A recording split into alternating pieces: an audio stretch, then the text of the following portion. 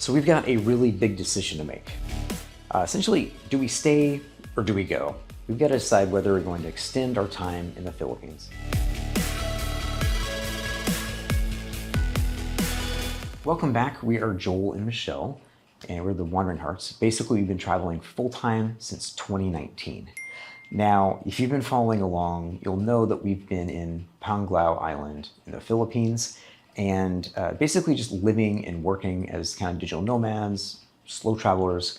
First, a little bit of information if you're traveling to the Philippines. If you're a US passport holder like we are, and majority of our audience is, basically you get 30 days of visa-free travel upon arrival, which is pretty cool, but also 30 days isn't a lot, especially if you're slow travelers like us. You like to stay for a little bit longer than that.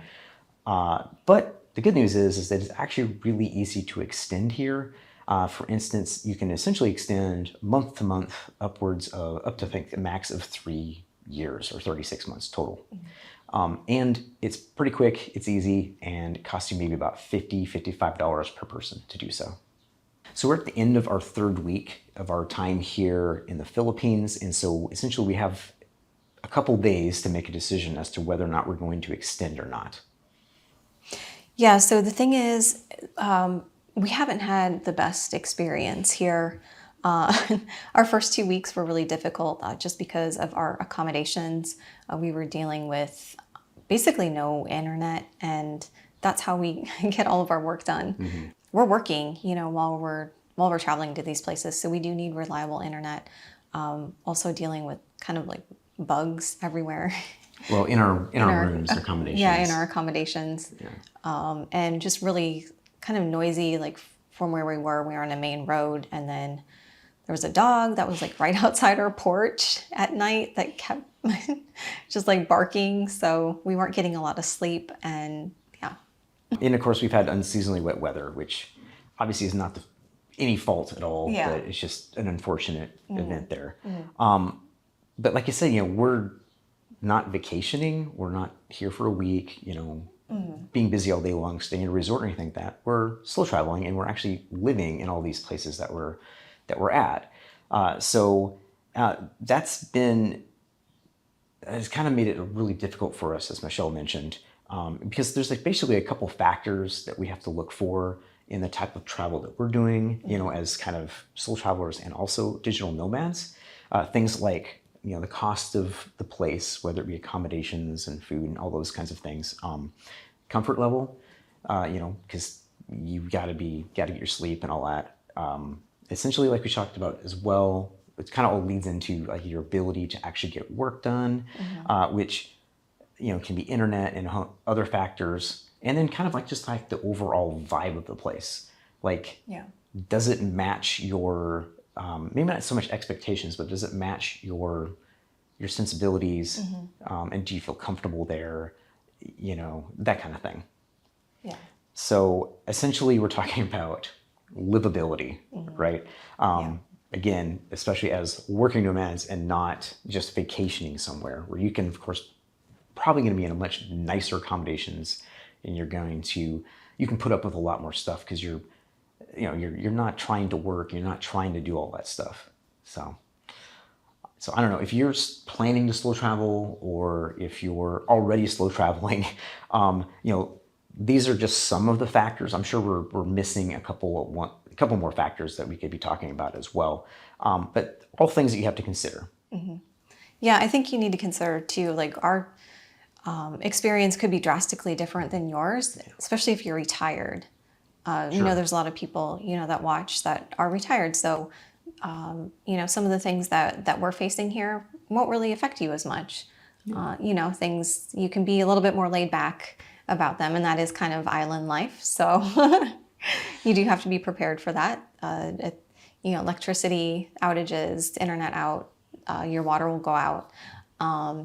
Just reliability of things is a little bit different here. So yeah, if you've got, time and you're retired and just living a good life, then I think you could have a very different experience. I'm sure we're forgetting about a bunch of other factors, but if you've got some factors that are important for you, whether you're a working nomad or whether you're slow traveling, be sure to leave them in the comments. I'm sure it's all stuff that, we can be thinking about as we're making a decision to do this, or we decide to go to different places as well. Mm-hmm.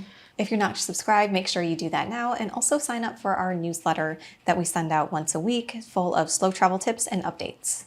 And now there's some really good things about this place, especially if you're into water sports. There's tons of really good, there's reefs. You can do some good diving. There's you can go and have some of turtles and things like that. If you go over to Bohol, which is the big island here, there's the Chocolate Hills, and there's a bunch of waterfalls and caves with kind of almost like cenotes and things like that you can experience. So there is a lot of cool stuff. And we did I think some snorkeling, and we did a few of those things. But and again, the water is beautiful. If you just get looking, it's just absolutely gorgeous. So there's that. We did, again, our friends are here, so that was really nice. We had part of our little travel tribe, which was cool. Actually, this was, I think, our 4th country together with them. Yeah. So that really helped us a lot.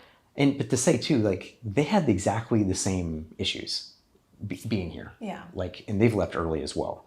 Yeah. And that's kind of what our decision is coming down to, is we've decided to leave early because we were it's not just us having this experience, it's our other traveling and working nomads as well. So, well, we should say too, they're even on a more strict schedule than us. Right. So they really need reliable internet, and electricity. So they had to kind of just cut their losses too, and leave. Just to head to somewhere a little bit more reliable. Yeah, I think ultimately this island is just way too touristy for us. Yeah. And we didn't realize that, and that was our fault for not doing enough research. Like I said, we had to make a quick decision about where to go, and that's just, what we picked. We had friends here that were already here, so we just thought, well, we'll just, kind of follow them and be here as well. So, that's kind of on us too. We do, though, tend to stay away from really touristy places. Right. So that really isn't our vibe. Yeah. At all. So we're taking a big L on this one.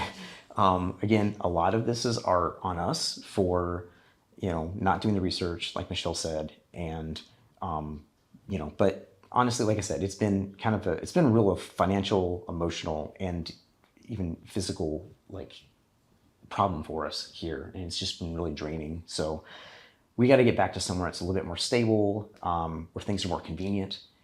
Convenience has not been a thing here.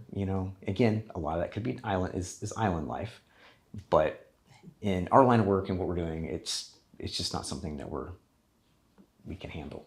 So not at this moment. Yeah, not at this moment. Again, we're not writing off the Philippines completely. We would love to come back. Maybe in a couple years, not sure. But as of right now, we don't think it's going to be a good fit. Also, you might say, oh, well, there's a bunch of other islands. There's 7,000 of them. But, go to one of the other hotspots, that are known for nomads and things. But honestly, at this point, we really can't take that risk, So, again, it's better just to cut our losses, and then, maybe we can come back another time. Yeah. So. Yeah. I think ultimately sometimes when you're traveling, you find that you really, really like places, they surprise you, and then sometimes, you don't like them at all. They just don't feel right for whatever reason. Yeah. We had that kind of with Albania. Our first time there, we really weren't sure. And I remember saying to Joel, when we left from our first trip, I was like, I don't think I'm going to go back.